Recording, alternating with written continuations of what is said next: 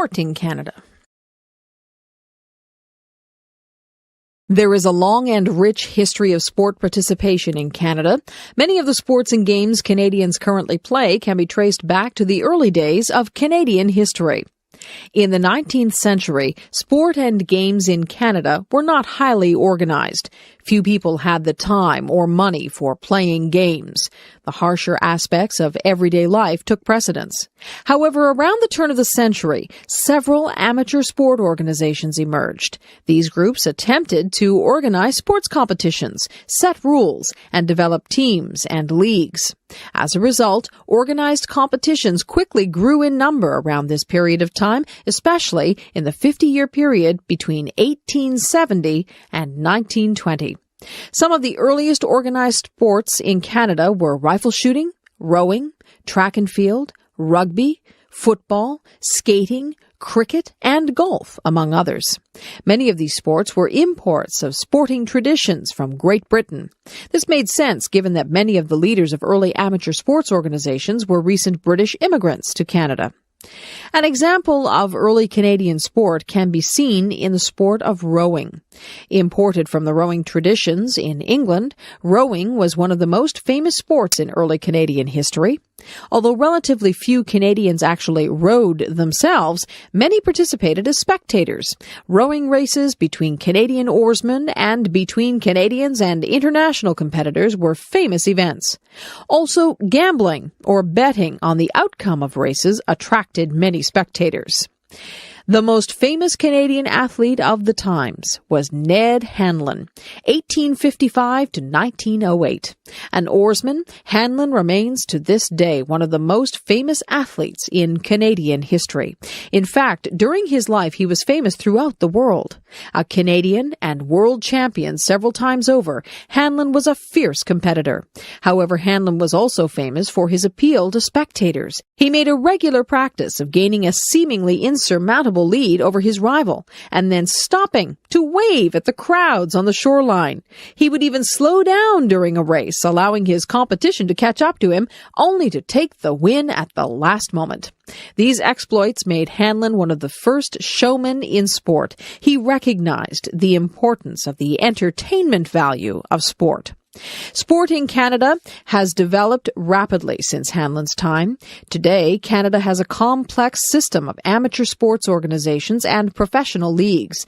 In addition, in the 1960s, the federal government of Canada became directly involved in the pursuit of healthy lifestyles and sporting traditions of Canadians. Today, the government provides funds for elite amateur athletes preparing for world championships and the Olympic Games. The athletic role models produced by these government programs are crucial to Canadians in general. Professional sports in Canada. Canada is a relatively young country, existing as a separate national and political entity only since 1867. As a result, its sporting traditions are relatively young as well. Most of the professional teams and leagues in Canada developed only in the last 30 years or so. However, athletes playing their respective sports for money dates back to the late 19th and early 20th centuries. Canada has 6 National Hockey League NHL teams, 8 Canadian Football League CFL clubs, 2 Major League Baseball MLB clubs, and 1 National Basketball Association NBA team. There are also smaller professional soccer and lacrosse leagues in Canada.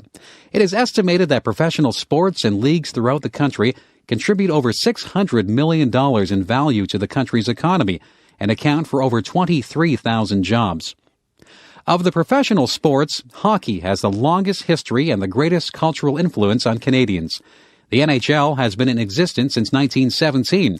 However, organized professional and amateur leagues existed in Canada long before then. Many small-town teams competed for local or provincial championships and had a strong influence on those Canadians who had little access to or knowledge of big city teams in Toronto or Montreal.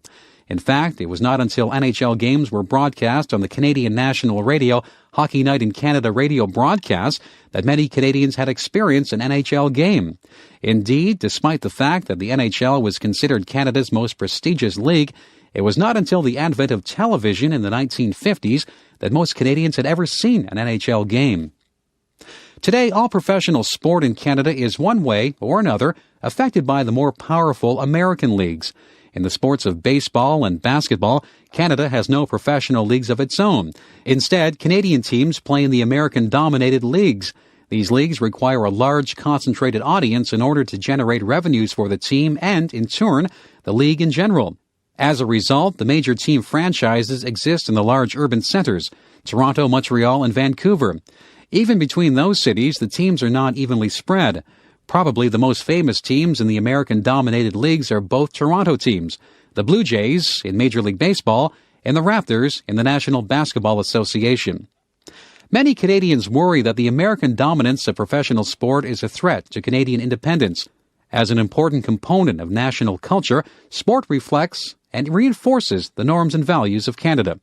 However, the most sought-after and visible teams in Canada are ones in American-dominated leagues. Even the National Hockey League, once considered a secure Canadian sports icon, has its corporate offices in New York. Debates about the threat of American-dominated professional sport to Canadian sovereignty will undoubtedly continue in the future. Ned Hanlon. Edward Ned Hanlon, 1855 to 1908, was one of the most important athletes in Canadian history. Hanlon, an oarsman, helped shape the direction of Canadian sport in its early formative years. His combination of athletic success and popularity with rowing spectators helped promote the cause of rowing and professional sport. In the late 19th century, rowing was one of the, if not the, most popular sports in Canada.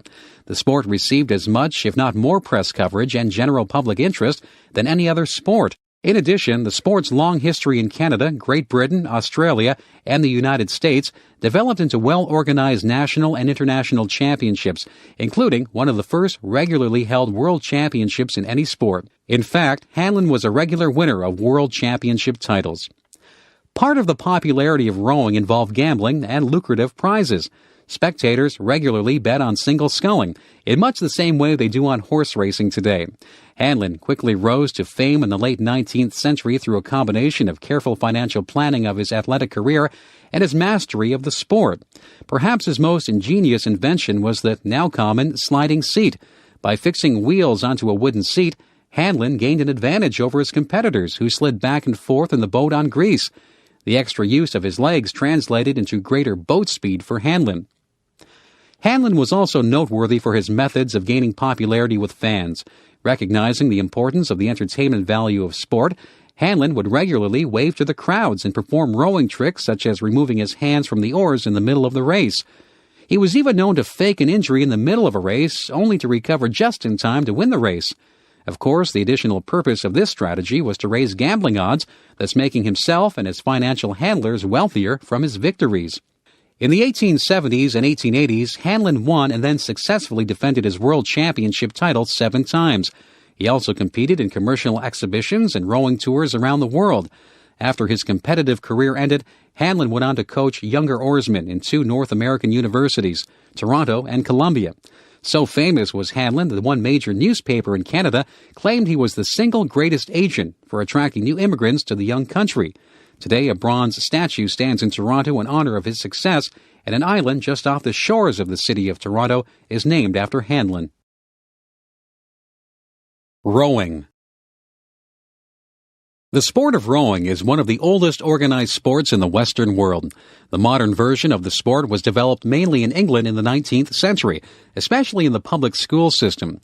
However, boat races somewhat similar to the modern sport took place in ancient Greece during the ancient version of the Olympics. In the late 19th and early 20th centuries, rowing gained much popularity.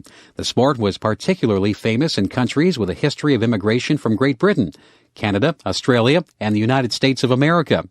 Most of the main colonial countries had national championships, and a world championship was regularly held.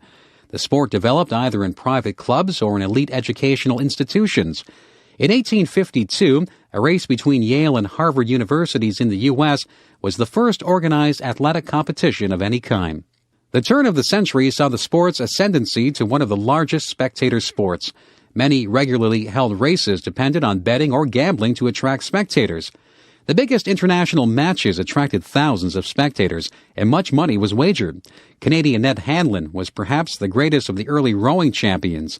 In the late 19th century, he dominated international rowing races. Hanlon also combined his rowing skill and prowess with his own unique brand of showmanship to attract spectators. Hanlon is also known for having invented the sliding seat. His wooden seat, set on wheels, greatly increased his efficiency and speed and gave him a distinct advantage over competitors. Before Hanlon's time, rowers would wipe grease on a wooden platform in the boat and slide over the grease. The older technique was less reliable and did not allow as much leg drive as Hanlon's newly invented seat. As the 20th century unfolded, rowing lost some of its earlier public support and distinction. In North America, as professional sports attracted the attention of spectators and television viewers, other amateur sporting traditions such as rowing lost support. Today, rowing maintains a strong tradition under the administration of the world governing body for the sport. However, the yearly World Championship does not typically receive the attention of other major sports events, such as track and field. The highlight of rowing competition is undoubtedly the Olympic Games. However, older traditional races, such as the English Henley and the yearly Oxford-Cambridge boat race, still attract large crowds. A more recent development in rowing is recreational and masters rowing. In an attempt to regain popularity in the sport, many clubs in North America are offering less competitive recreational programs and encouraging older masters rowers to participate. This is probably a positive move in at least two reasons. One is that the sport will attract many more participants. However, the other equally important reason is that the sport might dispense some of the elitist image many people have of the sport as an English old boy sport. How the First World War started. During the summer of 1914, many people in Europe felt very optimistic about the future. Modern technology was improving people's lives. Political freedom was gradually increasing in many countries. New artistic styles and scientific discoveries were being made. But later that summer, a terrible war began. In the early 20th century, the various countries of Europe competed with each other in an attempt to be the most powerful country on the continent. In each country, many of the political leaders wanted to control more land, more people, and more resources. The First World War began when the Archduke of Austria-Hungary was assassinated. Austria-Hungary wanted to punish the assassin, who was from the small country of Serbia. This led to a serious dispute, and soon other countries were involved. Within a few weeks, a war had begun. On one side were Germany and Austria-Hungary, and on the other side were Russia, France, and Britain. The people in these countries at first welcomed the news of a war. Many people were intensely patriotic and supported the war effort without thinking carefully about the reasons for the war. Some people thought that war would bring adventure and glory to their lives, and they cheered enthusiastically in the streets. After the war started, it soon became clear that it was a terrible disaster. In the western part of Europe, the opposing sides fought many bloody battles. Soldiers on both sides lived in filthy trenches that had been dug out of the ground. Sometimes hundreds of thousands of men were killed in battles that lasted only a few days. In most cases, these battles did not result in large gains or losses of territory. The war continued for more than 4 years. When the war was finally over, millions of people had been killed. Many people realized that their eagerness to fight against other countries had led them into a great disaster. This disaster did not end when the war ended in 1918. During the next 30 years, there would be many violent revolutions in Europe and a second major war that would be even worse than the first. Today, people in most European countries no longer view other nations as enemies. They have no interest in fighting wars with their neighbors. Instead, they're interested in trading with the other countries and in visiting those countries as tourists. The lessons of the 20th century have reminded people that wars can have terrible consequences. Abraham Lincoln. When historians are asked to choose the greatest presidents in the history of the United States, one of the names most frequently mentioned is Abraham Lincoln. Lincoln was president during the greatest ordeal that ever faced the United States, the Civil War. Abraham Lincoln was born in 1809 in the state of Kentucky, but when he was a child, the family moved to the state of Indiana. Abraham's parents, Thomas and Nancy Lincoln, were farmers who were very poor, and they received only a few years of education. When Abraham was only 9 years old, his mother became ill and died. About 1 year later, Abraham's father remarried. As a young man, Abraham continued to work on the family farm, and he also worked as a laborer. During this time, the Lincolns moved to the state of Illinois. Abraham became known to the local people as an excellent athlete and storyteller. He educated himself by reading many books, most of which he borrowed from neighbors. Lincoln was interested in politics, and when he was in his mid-20s, he was elected to the Illinois state legislature. During that time, Lincoln also studied law and soon became known as an excellent lawyer. People called Lincoln Honest Abe because of his personal integrity. In 1842, Lincoln married a woman named Mary Todd. During the 1850s, Lincoln became strongly opposed to the expansion of slavery into the western parts of the United States. Lincoln held several famous debates against a supporter of slavery named Stephen Douglas. In 1860, Lincoln was a candidate in the election for President of the United States. During this election, the issue of slavery and its expansion was very prominent. Lincoln won, but soon after, several of the southern states decided to secede from the United States and form their own country. A few months later, fighting started between those southern states and the federal government, which was supported by the northern states. Lincoln managed the Civil War with skill and determination. Gradually, the North began to win the war. In 1863, Lincoln made the Emancipation Proclamation, which freed the slaves. Later that year, Lincoln gave his most famous speech, the Gettysburg Address. The Civil War had brought terrible suffering to many Americans, and people were very bitter after the war. But Lincoln wanted the country to become united again, and he urged people to forgive. However, in April of 1865, only months after the war ended, Lincoln was shot and killed by an assassin. Many people, even Lincoln's critics, mourned his death.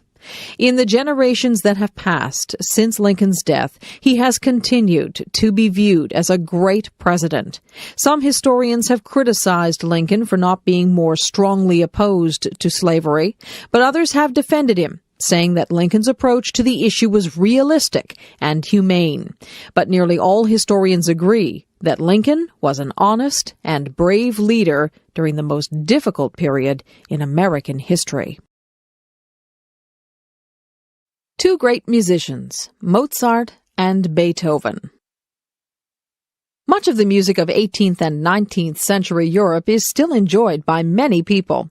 Two of the greatest musicians of that time were born only 34 years apart, and actually knew each other for a short time. These great musicians were Mozart and Beethoven. Wolfgang Amadeus Mozart was born in Austria in the year 1756. As a child, Mozart was a music prodigy.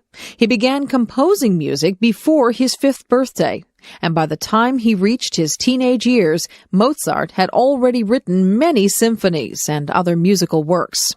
As a young man, Mozart worked as a concertmaster for the Archbishop of Salzburg in Austria. He also traveled to various European cities. When he was in his mid-20s, Mozart moved to the city of Vienna. Mozart had difficulty earning a living, but during this time he wrote some excellent operas and string quartets. Many people did not yet appreciate the greatness of Mozart's music. In his early 30s, Mozart became the court musician for the Emperor of Austria, and during the next few years, Mozart continued to write many beautiful works of music. Mozart died in 1791, but although his life was short, his productivity had been enormous. The beauty, grace, and technical precision of his music is still greatly admired, and he is considered one of the greatest musicians of all time. When Mozart was in Vienna, he met a young musician named Ludwig van Beethoven. Beethoven performed some music for Mozart, who was greatly impressed by the talent of this young man. Beethoven had been born in Germany in 1770, and from an early age he had displayed a great aptitude for music.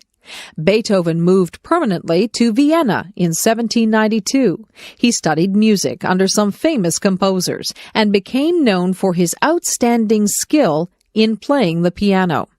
Beethoven began to compose more of his own music, and these works became very popular. When in his late 20s, Beethoven began to lose his hearing. He continued to compose excellent music, but he became more withdrawn and performed less frequently. By the year 1817, Beethoven had become completely deaf, and he could no longer perform music. However, his creative genius did not deteriorate. Instead, Beethoven created many of his greatest works despite his deafness. It was Beethoven's influence that began the Romantic era of music, which followed the Classical era of the 19th century. Beethoven died in 1827, but his music remains famous for its beauty and originality. His greatest symphonies, such as the Fifth Symphony, are among the world's best-known works of music. Today, the works of Mozart and Beethoven are still popular among those who appreciate great music. Music fans can look back with wonder at the musical creativity that flourished in Vienna more than 2 centuries ago. Amelia Earhart. Amelia Earhart was one of the most famous airplane pilots of all time. She is famous for the impressive travels that she made in her airplane, for the mystery surrounding her death, and for showing that women could perform great feats of aviation. Amelia Earhart was born in the American state of Kansas in the year 1897. After graduating from high school, Earhart decided to become a nurse. She worked as a military nurse in Canada during World War I, treating injured soldiers. After the war, she returned to the United States and became a social worker. But in 1920, she saw airplanes in a stunt flying exhibition, and early the next year, she took her first ride in an airplane. It was then that Amelia Earhart decided to become a pilot. Within a few months, Earhart saved her money and bought a small airplane. She flew frequently and improved her skills as a pilot. In 1928, she joined 2 men in a flight across the Atlantic Ocean. But Amelia Earhart's greatest exploits were still to come. In May 1932, she attempted to become the first woman to fly solo, or alone, across the Atlantic Ocean. She flew east from the island of Newfoundland and faced cold weather, high winds, and dense fog. But she successfully crossed the ocean and landed her airplane in a farmer's field in Ireland. When news of her flight reached the United States, Amelia Earhart had become very famous. Later flights by Amelia Earhart were equally impressive. She became the first person to fly from Hawaii to California, across 4,000 kilometers of Pacific Ocean. She also became the first person to fly from Mexico City to the New York City area. But in 1937, she planned her most ambitious flight, a journey around the world. On June 1st, 1937, Amelia Earhart took off from Miami, Florida. She was accompanied by her navigator, Fred Noonan. They flew east, making stops along the way. Within 1 month, they had flown across 3/4 of the globe, reaching the Pacific island of New Guinea. On July 2nd, Earhart and Noonan took off from New Guinea, flying toward Howland Island. This very small island was over 4,000 kilometers from New Guinea and was very difficult to find in the middle of the vast ocean. During this flight, Earhart and Noonan were in radio contact with some ships from the U.S. Navy. However, bad weather made it impossible to see the stars at night, so navigation was very difficult, and the plane became lost. Earhart and Noonan never arrived at Howland Island. The U.S. Navy undertook a massive search, but they never found the lost airplane. Earhart and Noonan had been lost at sea. Amelia Earhart's death was a great tragedy, but she had lived an exciting life that was full of achievements. She had helped to show that very long flights could be made and that women could perform feats of flying that were equal to those of men. Even today, many people are inspired by the courage and endurance of Amelia Earhart. Charles Dickens. Charles Dickens is considered one of the greatest writers in the history of English literature. Dickens wrote his many novels during the 19th century, but those novels remain popular even today. Literary experts admire his genius at describing the lives and personalities of the many characters in his books. Charles Dickens was born in England in 1812. His father was a clerk who worked for the Navy. Unfortunately, his father was not good at managing money, and the family soon went deeply into debt. In those days, people who owed money were sent to prison, and their families were sent to places called workhouses. When Charles's father was unable to pay the debts, Charles was sent to a workhouse, where he had to work long hours, and Charles's father was sent to prison. After a few years, the family regained its freedom, but the experience had a lasting effect upon Charles. As a young man, Charles Dickens worked as a journalist in the law courts and in Parliament, but he soon began writing stories for newspapers. These stories were very popular with the readers. Soon Dickens began writing entire novels for the newspapers. Each month, the newspaper would publish another chapter of Dickens' latest novel. One of Dickens' most famous early novels is called Oliver Twist. This is the story of a young man who is poor and alone in the city of London and becomes involved in criminal activities to support himself. The characters in this novel have a very wide range of personalities, but seem very real to the reader. The book exposed the conditions that face the poor people of London and helped to encourage reforms aimed at improving those conditions. Perhaps Dickens' most popular novel is A Christmas Carol. In this story, a rich but stingy old man, Ebenezer Scrooge, refuses to give his employee a day off at Christmas and refuses to donate money to help the poor. But while sleeping, Scrooge is visited by ghosts from his past, present, and future. These ghosts show Scrooge how badly he has behaved. When Scrooge wakes up, he becomes a kind and generous man who fully appreciates the spirit of the Christmas holiday. Another famous novel of Dickens is A Tale of Two Cities. This is a story of the violence and upheaval during the French Revolution. The story is famous for the heroic act of sacrifice that is made by one character for the benefit of the others. Dickens was famous as a public speaker, and large crowds assembled to hear his performances. When he died in 1870, he was a very famous man. The novels of Charles Dickens allow the reader to experience the life of 19th century London, showing the poverty and injustice that were so common. The characters of these novels show the range of human behavior, from cruelty and selfishness to kindness and love. It is no surprise that Dickens is viewed as one of the great figures of English literature. Samuel Clemens, or Mark Twain. Mark Twain was the author of some of the greatest works of American English literature, such as Tom Sawyer, Life on the Mississippi, and The Adventures of Huckleberry Finn. Mark Twain's real name was Samuel Langhorne Clemens. He used Mark Twain as his pen name. Samuel Clemens was born in the American state of Missouri in 1835. As a child, he enjoyed many outdoor activities, such as swimming and fishing. When Samuel was 11 years old, his father died, and he began working to help support his family. As a young man, Samuel Clemens began to write stories for newspapers. However, he took a job working as a navigator on the steamboats that traveled up and down the Mississippi River. Clemens greatly enjoyed this period of his life, during which time he gained much knowledge about life on the river. He also learned much about human behavior by observing the many people on the boats and along the river. It was as a result of this time that Clemens began using his pen name, Mark Twain. This name is taken from a term that was used by the men who worked on the river.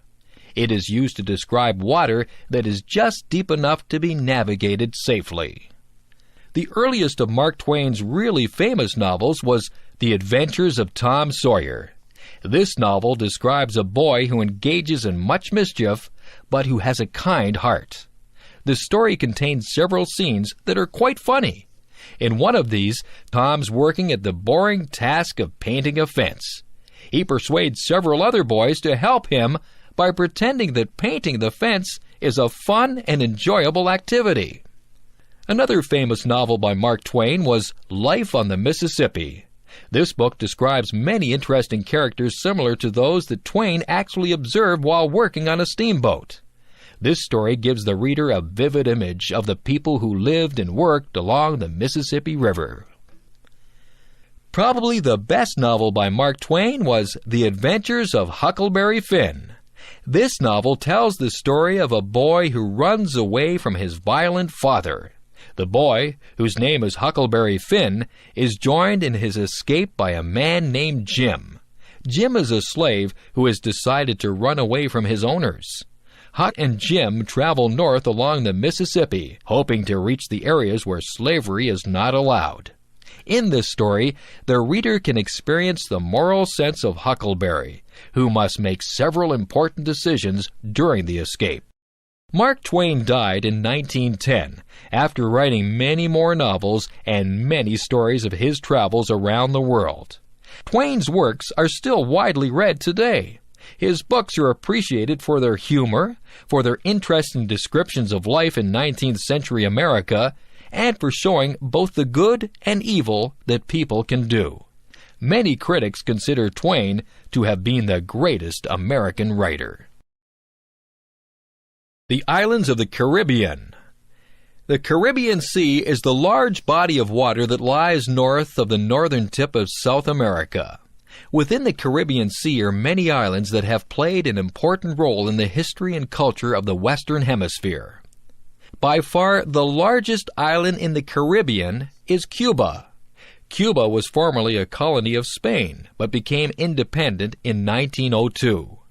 Cuba became a communist country in 1959 when a revolution overthrew an unpopular government. After the revolution, many Cubans fled to the United States. Today, the American city of Miami in the state of Florida has been greatly influenced by Cuban culture.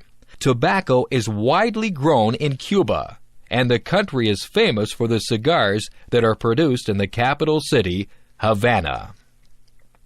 The island of Hispaniola is located just east of Cuba. This island is divided into two countries.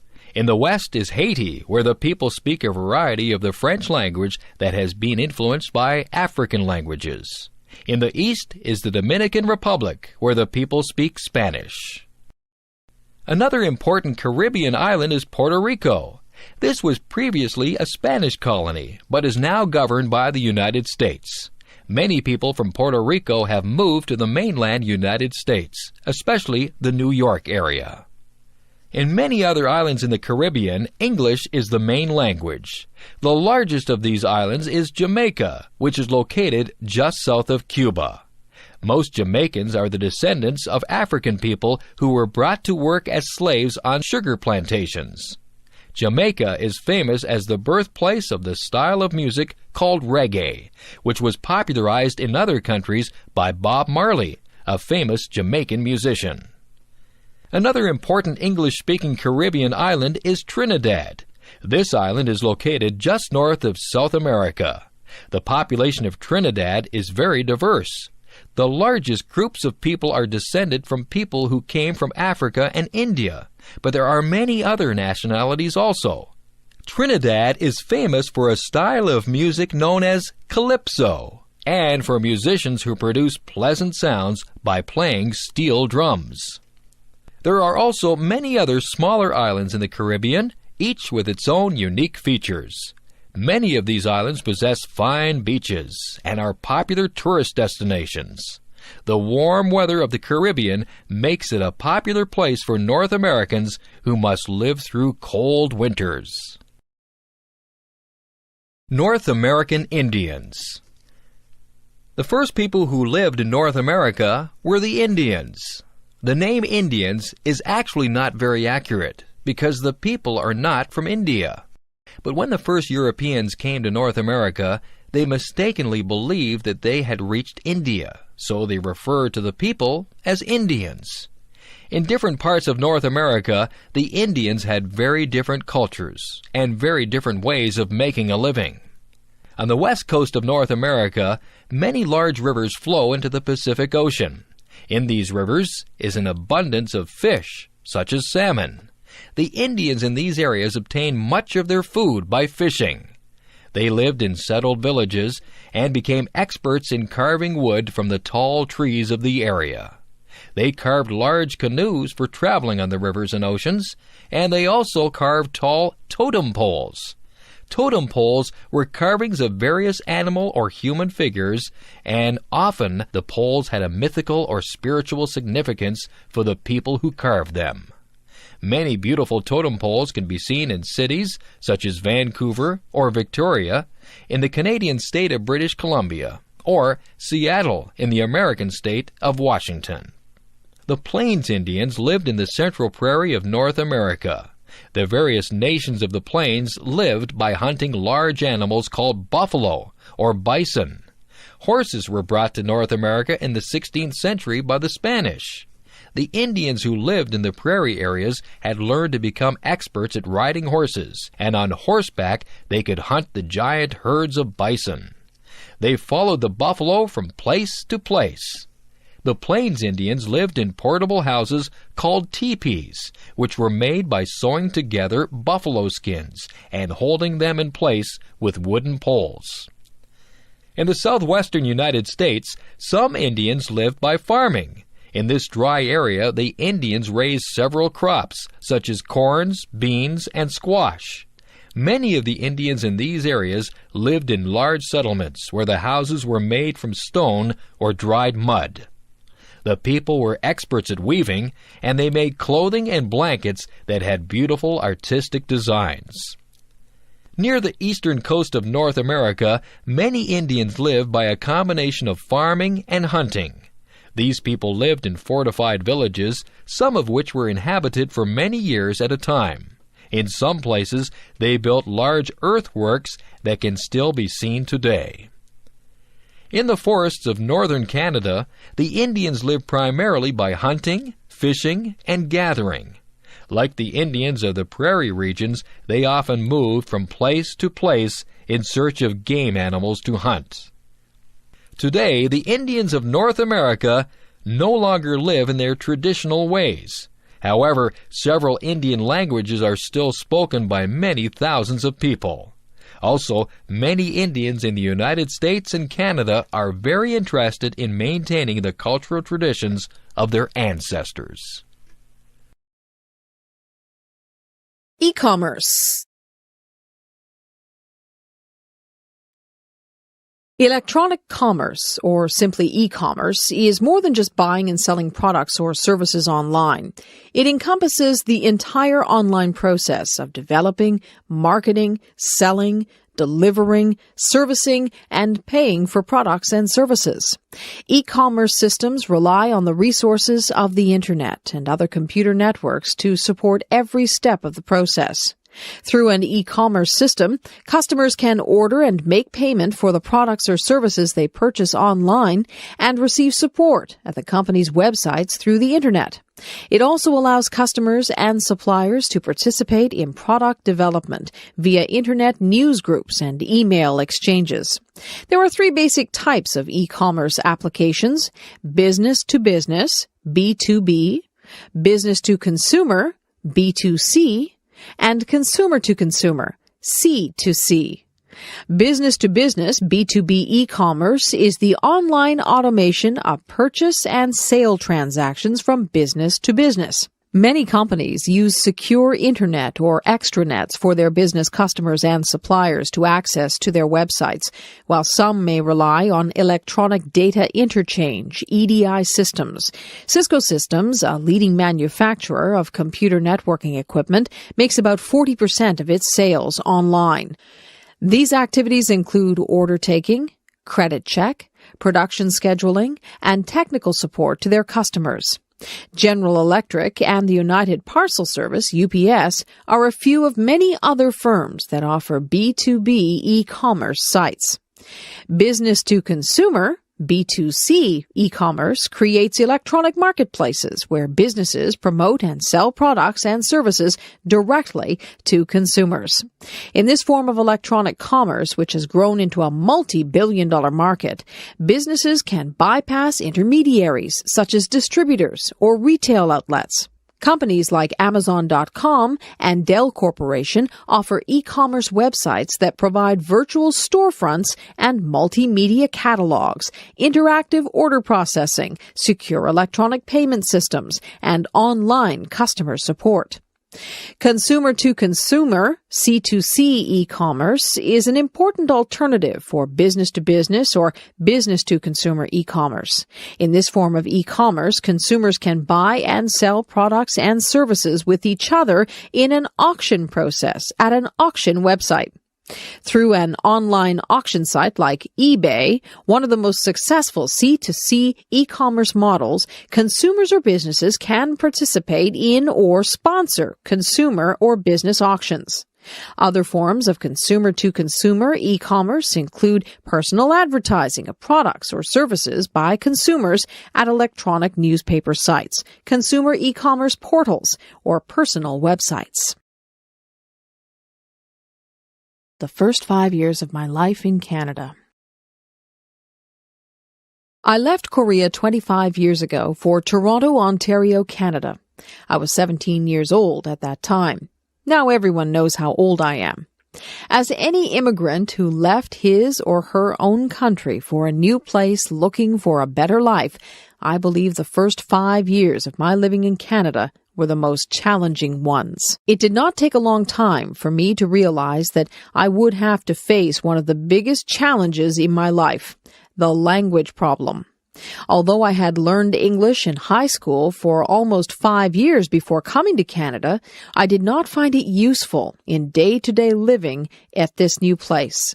My frustrations stemming from lack of my English conversation skills included ordering food at a fast food restaurant, phone conversation, and conversations with neighbors. The most frustrating moment was my inability to explain to other people when I was accused of something I did not do. Knowing that I was not able to defend myself properly due to lack of conversation skills, a few people often took advantage of me for their own benefits. However, throughout the years, I met a lot of good people who gave me strength and encouragement. Among those people in my heart, I still remember Mrs. Overholtz.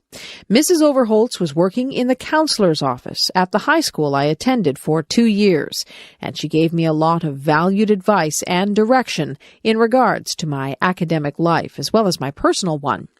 My dear friends in my high school also helped me, not only to survive in the new country, but also taught me the new cultures and systems. Some of them went to the same university as I did, while others went to different institutions. I am still in contact with many of them, but wherever they are, I believe they are making a positive contribution to the society. I owe the most to my father, my mother, who passed away 7 years ago, and my brothers. We were neither rich nor poor, but we stuck together all the time. My parents taught me love, care, and kindness through their actions, not just their words. It was from my family that I got strength when I was weak. It was my family who listened to me when I needed to talk. It was my family who really was happy for me when I told them good news. The first 5 years of my life in Canada surely was one of the most difficult times in my life. I believe, however, that it was also an important time in my life for me to become a more mature and independent human being. I thank all of those who played a role in some way to help me out during the transition period of my life. Great Lakes. The Great Lakes are a group of 5 large freshwater lakes in North America that are interconnected by natural and artificial channels. They are, from east to west, Lake Ontario, Lake Erie, Lake Huron, Lake Michigan, and Lake Superior. Most of them, except Lake Michigan, which lies entirely within the United States, form part of the border between the United States and Canada. The Great Lakes are bordered by the Canadian province of Ontario and by 8 U.S. states, including, from west to east, Wisconsin, Minnesota, Illinois, Indiana, Ohio, Michigan, Pennsylvania, and New York.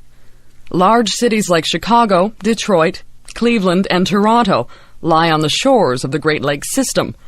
The Great Lakes system, with a combined surface area of 244,100 square kilometers, holds about 20% of the world's fresh surface water. Lake elevations decrease to the east and south. Lake Superior, the largest lake, at 82,100 square kilometers, is also the largest freshwater lake in the world. Its outlet is the St. Mary's River, which enters Lake Huron after falling about 7 meters over a series of rapids. Lake Huron and Lake Michigan lie at the same elevation. Water flows from Lake Michigan to Lake Huron.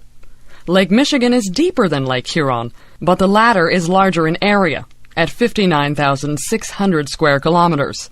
Lake Huron drains into the St. Clair River, which falls about 3 meters between Lake Huron and the small, shallow basin of Lake St. Clair. Lake St. Clair is connected to Lake Erie by the Detroit River. At its northeast end, Lake Erie empties into the Niagara River, which drops 99 meters as it flows north to Lake Ontario, which is the smallest of the Great Lakes, at 19,010 square kilometers. Lake Ontario is linked with the Atlantic Ocean via the St. Lawrence River. The Great Lakes, interconnected by rivers, straits, and canals, are a natural resource of tremendous significance in North America. They serve as the focus of the industrial heartland of the continent, and together form one of the world's busiest shipping arteries. The lakes also form an important recreational resource, with about 17,000 kilometers of shoreline, rich sport fisheries, and numerous beaches and marinas. Canadian Rocky Mountains. Some of the best-known mountain scenery on Earth is concentrated in a set of 7 parks in the Canadian Rocky Mountains. There are 4 national parks in the Canadian Rockies: Banff, Jasper, Yoho, and Kootenay, and 3 British Columbia provincial parks: Mount Robson, Mount Assiniboine, and Hamber. The 7 preserves located along the Alberta-British Columbia border attract more than 9 million people annually. Banff National Park became Canada's first national park in 1885 and the birthplace of Canada's national park system. It is home to a variety of distinctive natural features and cultural and historical sites. Rugged mountains, glaciers, ice fields, alpine meadows, beautiful blue cold water lakes, mineral hot springs, deep canyons, and hoodoos compose the natural landscape and habitat for a great variety of mammals such as elk, bighorn sheep, black and grizzly bear, and caribou. Jasper National Park is the largest and most northerly of the Canadian Rocky Mountain parks. The park is less commercialized than Banff, so it can still keep many natural beauties and scenery. Its scenery includes deeply gouged Malign Canyon, picturesque Malign Lake, the thunder of Sanwapta Falls, the serene beauty of glacier-covered Mount Edith Cavell, and Miette Hot Springs. As one of 39 national parks in Canada, Kootenay National Park represents the southwestern slopes of the Canadian Rocky Mountains. From glacier-clad peaks to semi-arid grasslands, where even cactus grows, Kootenay is rich in variety and is one of the largest protected areas in the world. Yoho National Park, representing the western slopes of the Rocky Mountains region, holds the secrets of ancient ocean life, the power of ice and water, and unique plant and animal communities that continue to evolve today. Awe and wonder is a natural response for this place of rock walls, spectacular waterfalls, and soaring peaks. The Burgess Shale contains one of the world's most significant finds of soft-bodied, Middle Cambrian-age marine fossils, with about 150 species, including some bearing no resemblance to known animals. These 4 Canadian national parks account for 14,300 square miles. The 4 national parks, along with the 3 British Columbia provincial parks, form the UNESCO Rocky Mountain Parks World Heritage Site, one of the largest protected areas in the world. Life in academia.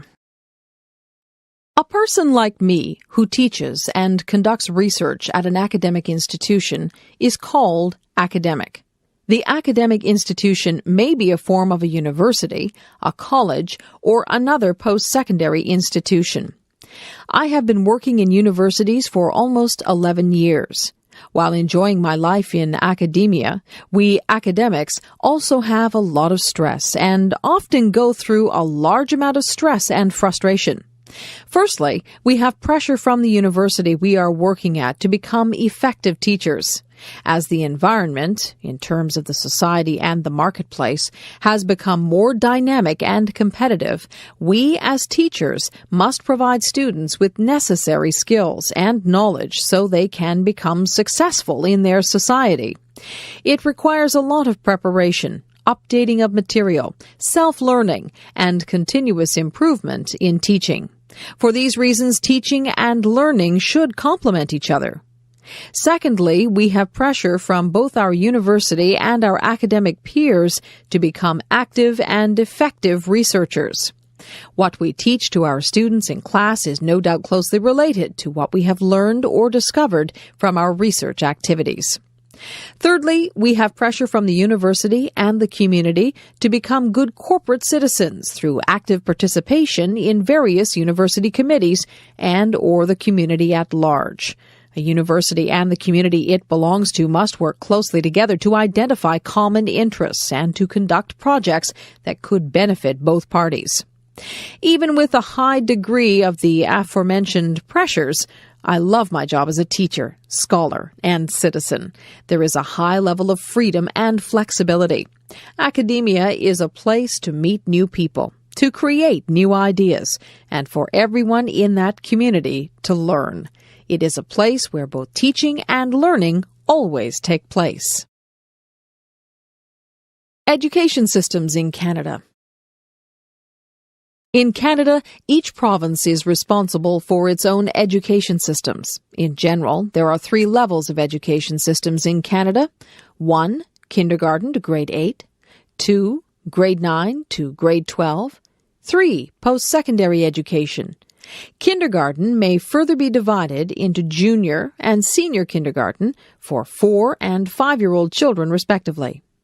Grades 9 to 12 students are enrolled in a secondary school system, which is similar to a high school system in the USA. Some cities and towns may have a junior high school system, which accommodates children from grade 7 to grade 9. In the province of Ontario, there is grade 13, which is a required step for all students who want to attend a degree-granting university. This feature has been unique for Ontario, but the province has decided to abolish it in order to be consistent with other provinces' secondary education systems. By year 2003, when grade 13 is completely abandoned, the number of students entering a university or college is expected to be almost doubled, called double cohort. Post-secondary education system in Canada includes universities, community colleges, university colleges, and other private institutions providing post-secondary education, such as skill training and continuing education. A university is a standing-alone, degree-granting institution that offers certificates, diplomas, and bachelor, master, PhD degrees. There are about 50 universities throughout the country, most of which are publicly funded institutions. Some of the most recognized universities include the University of Toronto, McGill University, the University of British Columbia, and Queen's University. A community college offers a variety of programs for students who want to learn technical skills, skills that they can apply to the real world quickly. These programs are usually 1 or 2 years in length, emphasizing hands-on experience in a classroom setting. It grants certificates and diplomas and offers a variety of training courses for people who want to upgrade themselves with the current markets and new technologies. A university college, as the name implies, is somewhat in between a community college and a university. This type of institution is common in British Columbia, the most western province in Canada. It grants certificates and diplomas by itself. However, it is not able to grant university degrees alone, although it often offers all the courses required for a university degree. The curriculum for a degree program is usually designed in conjunction with the university, which actually grants degrees to the university college students. Business education. What is business? A business includes all the activities involved to create and sell a product or service. The most important functional areas of business include accounting, finance, marketing, production operations, and human resources management. Accounting is a field of business that records and reports the flow of funds through a firm on a historical basis and produces important financial statements such as balance sheets and income statements.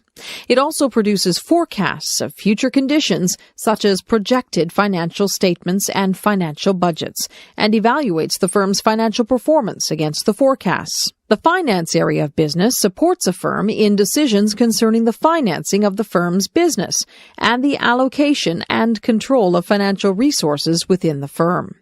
Major activities of finance include cash and investment management, capital budgeting, financial forecasting, and financial planning. The cash and investment management activities forecast and manage the firm's cash position and short-term and other securities. The capital budgeting activity involves evaluating the profitability and risk of proposed capital expenditures. The financial planning process evaluates the present and projected financial performance of the firm and projects the firm's future financial needs. The marketing function of business is concerned with the planning, promotion, sale, and distribution of existing products or services in existing markets, and the development of new products and new services in order to better serve existing and potential customers with quality products and services. It is also responsible for customer relationship management, product planning, pricing, advertising, after-sales service, and market research and forecasting. The production operations function focuses on the management of all activities concerned with the planning and control of the process producing goods or services. These activities include purchasing of raw material and parts, product design, inventory, manufacturing processes, facilities, location and layout, quality control, and such other logistics as distribution and transportation. The human resource management function involves the recruitment, placement, evaluation, compensation, and development of a firm's employees.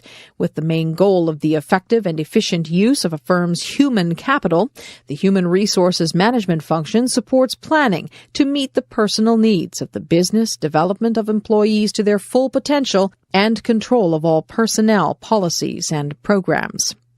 While each of the aforementioned functional areas within a firm used to operate somewhat independently with its own objectives and resources, information and other computer technologies have integrated all business functions within the firm and created something called an Internet-worked e-business enterprise. Strategic uses of information technology. What is information technology? How can information technology be used in an organization to improve its efficiency? How much investment should an organization make in information technology? What are the business benefits and opportunities an organization may achieve from using information technology?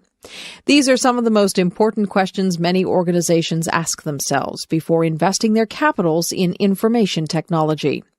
In an academic term, information technology is defined as hardware, software, telecommunications, database management, and other information processing technologies used in computer-based information systems. There are many ways that organizations may view and use information technology.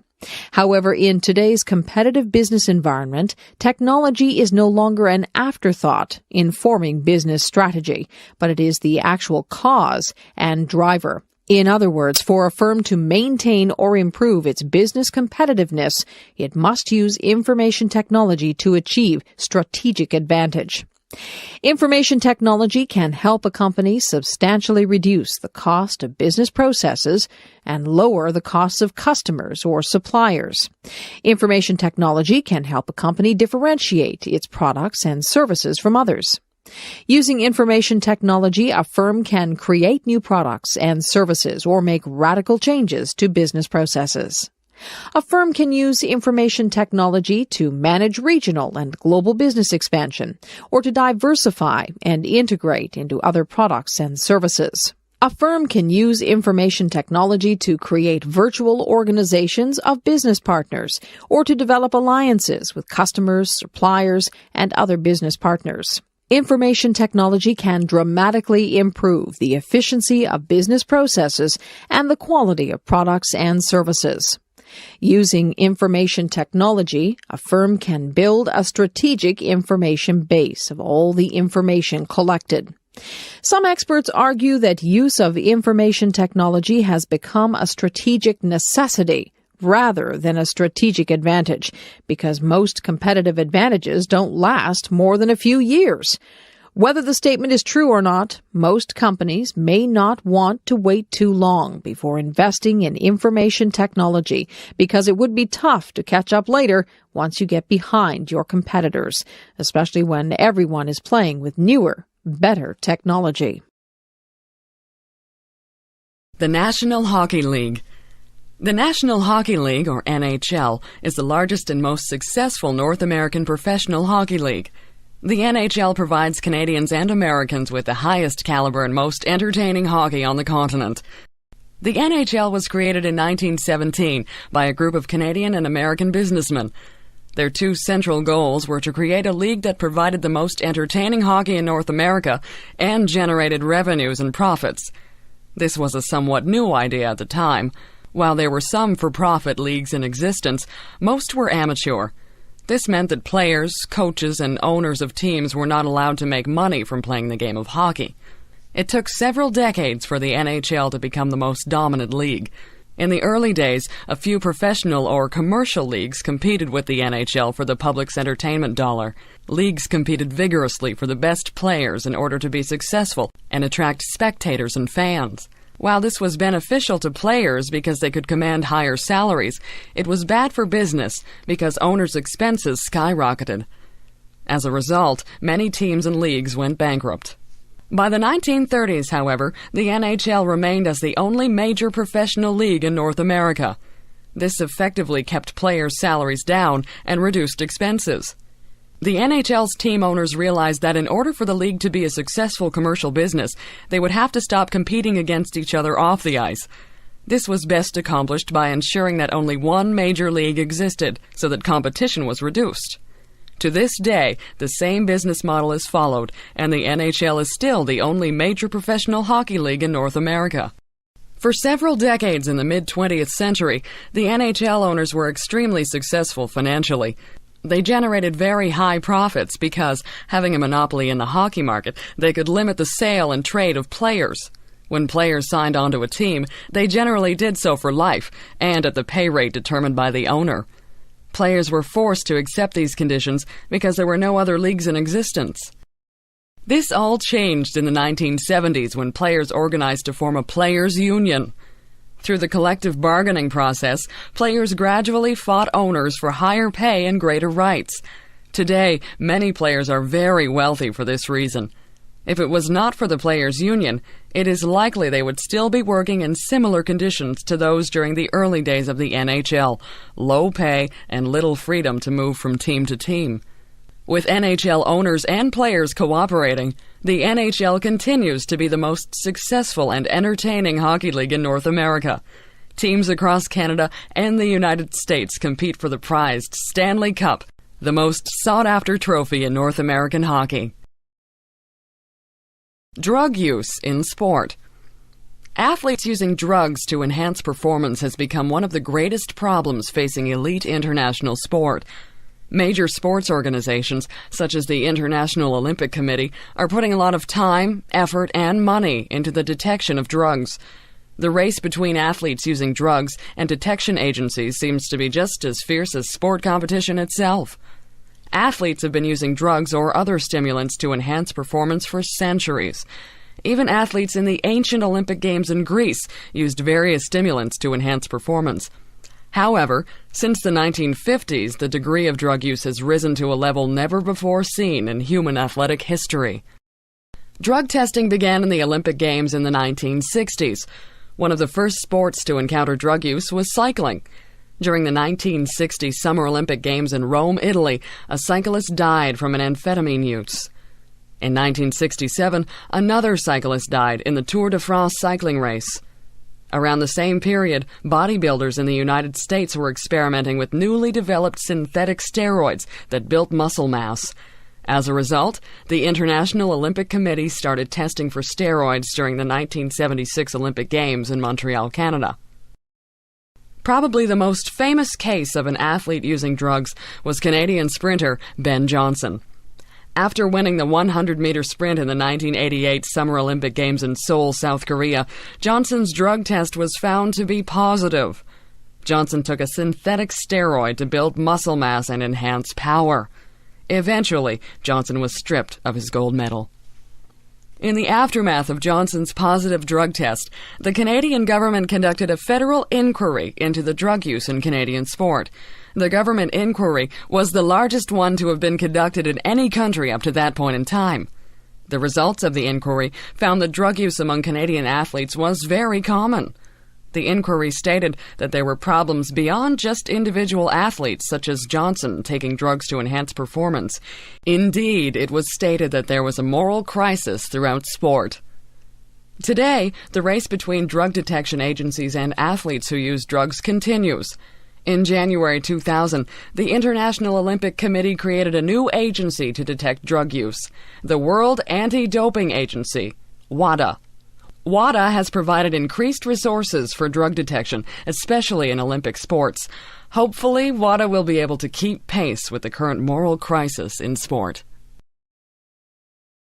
Participaction. Participaction was the name of the Canadian government program designed to encourage Canadians to get and stay physically fit. Created in 1971 by the federal government, Participaction was successful in encouraging Canadians to be active and to stay healthy. Participaction was created by the Canadian Liberal government of Prime Minister Pierre Trudeau.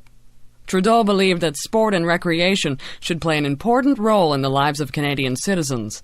His government took 2 steps towards the accomplishment of this goal. First, a government agency was created to provide funds for high-performance athletes, such as those training and competing in the Olympic Games. A second agency was created to encourage participation and physical activity in the general Canadian population. It was out of this second agency that Participaction was born. Participaction became famous in the 1970s because of a series of television commercials. In these commercials, a young Canadian in his 20s was seen being outrun by a 60-year-old Swedish man. The message was that Canadians had become lazy and inactive. This was probably true of Canadians at the time. Physical fitness was not highly encouraged in schools, especially for women. Also, the government played little role in encouraging physical activity before Participaction. The result of Participaction was impressive. Canadians became more active in the years following the program's inception. Also, fitness and activity were encouraged through physical education programs. Participaction was seen as a positive program because it got Canadians active while reducing healthcare costs caused by inactivity and poor physical conditioning. Recently, Participaction was terminated by the federal government because of a lack of funding. Many people thought this was a shame given the positive messages the program gave to otherwise inactive Canadians. Despite the program's termination, Participaction has made a long-lasting impression on Canadians. Hopefully, its positive example of physical fitness for Canadians will continue in the future. The Olympic Games. The modern Olympic Games began in the late 19th century as a revival of the ancient Greek Olympics. Now, just over 100 years old, the modern Olympic movement is the biggest and most important sports movement in the world. In fact, many people believe the Olympic Games to be the most important cultural event of any kind in the world. The modern Olympic Games were the brainchild of Frenchman Baron Pierre de Coubertin. De Coubertin's dream for an international sports event and cultural movement became a reality in 1894 at the International Athletic Congress in Paris. After the Games were constituted in 1894, the first Olympic Games was held in Athens, Greece in 1896 in recognition of the ancient Greek Olympic Games. The original purpose of the Olympic Games, in de Coubertin's mind, was to celebrate and strengthen the physical, mental, and cultural qualities of humanity. The Games would blend sport with culture, tradition, and education. The philosophy of Olympism is based on the joy of physical and mental effort and the respect for universal ethical principles. De Coubertin envisioned creating a more noble and sympathetic humanity through the Olympic movement. The sports events themselves de Coubertin modeled after the English public school sports system. He saw in upper-class English boys' sport the qualities of camaraderie, nobility, and honesty. Most importantly, however, was adherence to the rules of sport, in particular the rule that stated sport ought to be amateur in nature. De Coubertin believed participants should never participate in sport for the purpose of making money. To do so would contradict the underlying philosophy of sport. Breaking the amateur rule in de Coubertin's time was as serious a violation as taking drugs to enhance performance is in today's world of sport. Over time, the Olympics grew to be the largest international festival of any kind. Today, debates exist as to the degree to which the modern games adhere to de Coubertin's original intent. On the one hand, Olympic sport is truly international in nature, as de Coubertin would have wanted it. On the other hand, it is doubtful that de Coubertin would have admired the existence of politics, commercialism, and drug use in sport. The Olympics have become truly international, but perhaps at a price.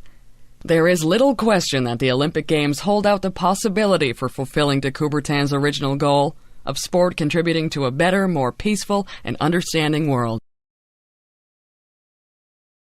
For the record, what is the world's tallest mountain and highest elevation? Of course, Mount Everest, on the border of Nepal and Tibet, China, is the world's tallest mountain and highest elevation, with a peak at 29,035 feet, or 8,850 meters. The National Geographic Society revised the height of Mount Everest in 1999 from 29,028 feet, or 8,848 meters, due to new GPS calculations. What is the world's tallest mountain from base to peak? Mauna Kea in Hawaii is the one. Its base is on the sea floor and rises 33,480 feet, or 10,314 meters in total, reaching 13,796 feet, or 4,205 meters above sea level. In reference to its towering height of 20,320 feet above sea level, Mount McKinley in Alaska is the tallest mountain in North America. It has been named the Roof of North America or the Chimney of North America. Located about 55 kilometers drive from Amman, Jordan, the Dead Sea in the Middle East region is the lowest point on Earth. The sunset touching distant hills with ribbons of fire across the waters of the Dead Sea brings a sense of unreality to culminate a day's visit to the lowest point on Earth, some 1,320 feet or 400 meters below sea level. En route, a stone marker indicates sea level, but the Dead Sea itself is not reached before descending another 400 meters below this sign. As the name suggests, the sea is devoid of life due to an extremely high content of salts and minerals. But it is these natural elements which give the waters their curative powers, recognized since the days of Herod the Great, more than 2,000 years ago. They also provide the raw materials for the renowned Jordanian Dead Sea bath salts and cosmetic products which are marketed worldwide. Badwater Basin, the floor of Death Valley National Park in California, is the lowest point in the Western Hemisphere, with 282 feet or 85 meters below sea level. Death Valley National Park, established in 1933, has more than 3.3 million acres of spectacular desert scenery, interesting and rare desert wildlife, complex geology, undisturbed wilderness, and sites of historical and cultural interest. Canadian universities. There are about 50 standing alone 4-year degree granting universities in Canada. Unlike the higher education system in the United States, most of the universities in Canada are publicly funded institutions, although there are a few private institutions. These public universities are funded and regulated by the province to which they belong. In British Columbia, there are 4 publicly funded universities: University of British Columbia, Simon Fraser University, University of Victoria, and University of Northern British Columbia, and 1 private university, Trinity Western University. In Alberta, the 3 publicly funded universities are University of Alberta, University of Calgary, and University of Lethbridge. In Saskatchewan, the 2 publicly funded universities are University of Saskatchewan and University of Regina. Moving into Manitoba, there are 3 publicly funded universities in the province. They are University of Manitoba, University of Winnipeg, and Brandon University. Ontario is not only the most populated province in Canada, but also has the largest number of universities. It has 17 publicly funded universities. They are, from west to east and south to north, University of Windsor, University of Western Ontario, University of Guelph, University of Waterloo, Wilfrid Laurier University, McMaster University, Brock University, York University, University of Toronto, Ryerson University, Trent University, Queen's University, University of Ottawa, Carleton University, Laurentian University, Nipissing University, and Lakehead University. The province of Quebec has 7 publicly funded universities, with many of them having several branch campuses throughout the province. They are University of Montreal, University of Quebec, Laval University, Concordia University, McGill University, University of Sherbrooke, and Bishop's University. While French is the official language of instruction at most of these institutions, English is the official one at both Concordia University and McGill University. Canada's Atlantic provinces have the rest of the 50 universities in Canada. They are University of New Brunswick and University of Moncton in the province of New Brunswick, Acadia University, Dalhousie University, Mount Allison University, Mount St. Vincent University, St. Mary's University, and Nova Scotia Agricultural College in the province of Nova Scotia, University of Prince Edward Island in the province of Prince Edward Island, and University of Newfoundland in the province of Newfoundland and Labrador. Banff National Park. Banff National Park is Canada's oldest and most famous national park. It was founded in 1885 after the discovery of the cave and basin hot springs.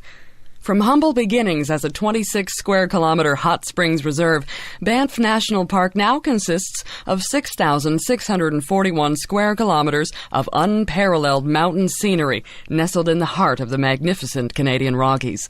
Each year, millions of visitors come to Banff to marvel at the emerald waters of Lake Louise, walk amongst the flower-filled heavens at Sunshine Meadows, and drive beneath the towering, jagged peaks lining the Icefields Parkway between Banff and Jasper. 10,000 years ago, natives camped on the shores of the Vermilion Lakes, beneath the wind-swept peak of Mount Rundle. They were the only people here to enjoy the mountain landscape, the beautiful sunrises, and the hot springs.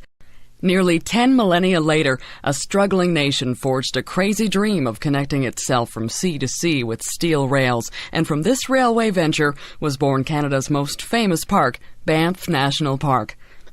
Banff National Park contains some of the most spectacular mountain scenery in the world. Snow-capped peaks, glistening glaciers, ice fields, alpine meadows, blue cold crystal clear lakes, raging rivers, mineral hot springs, deep canyons, hoodoos, and sweeping vistas are just one part of the allure of Banff National Park. The park is also the home of some of North America's wildest creatures, including black and grizzly bears, caribou, and wolves. Banff and Lake Louise are 2 major towns in Banff National Park.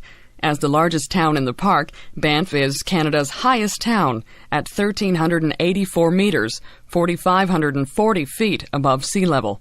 Lake Louise, with its blue-green water set against the stark backdrop of Victoria Glacier, is the highest permanent settlement in Canada at 1,536 meters, 5,039 feet above the sea level, and probably the most beloved and most photographed scene in the Canadian Rockies. In Banff National Park, driving through the Bow Valley Parkway, one of the world's most scenic highways, is a good opportunity to see animals, particularly deer, bears, and moose. Banff National Park is part of the UNESCO Rocky Mountain Parks World Heritage Site. Sport Canada. Sport Canada is the name of Canada's federal government program to help support athletes. The purpose of Sport Canada is to develop and encourage sport, health, and exercise programs for all Canadians. However, Sport Canada's main emphasis is on high-performance athletes training for major international athletic competitions, such as the Olympic Games. Sport Canada was created in the 1970s as a response to the perceived need to help athletes train and compete in international sport. Before the 1970s, athletes wishing to train and compete in sport had to support themselves financially. Athletes were either independently wealthy or were supported by family or friends. Unfortunately, many high-caliber athletes without such financial support simply could not afford to train and compete in international competition. Also, before the early 1970s, almost all international sports events were amateur. Amateur rules meant those receiving funds from government programs or corporations were breaking the rules of sport. Athletes receiving money were disqualified from competition. As a result, the amateur rules generally limited training and competition to those athletes who came from wealthier families. Less fortunate athletes, many of whom likely would have performed well for Canada in international competitions, simply could not afford to do so. Sport Canada has been a role model for many government-run sport programs around the world. With its central administrative offices in Canada's capital of Ottawa, Sport Canada efficiently provides administrative, coaching, and financial help for athletes across the country. Athletes can concentrate their efforts full-time on training and competition. As a result, Canada's share of the medal totals in the Olympic Games has risen since the 1970s. Recently, Sport Canada's programs have been criticized by some who feel that the program does not provide enough money for athletes. While it does provide financial assistance to athletes, the amount paid is well below Canada's minimum wage. Critics point out that athletes work full-time and perform an important function for the Canadian government and people. As a result of this criticism, the Canadian government has provided more money for athletes. However, the amount is still below the minimum wage level. As a result, the amount paid to athletes is likely to rise in the future. As long as it effectively manages problems such as funding, Sport Canada will continue to provide the Canadian public with international caliber athletes who compete with the very best in the world.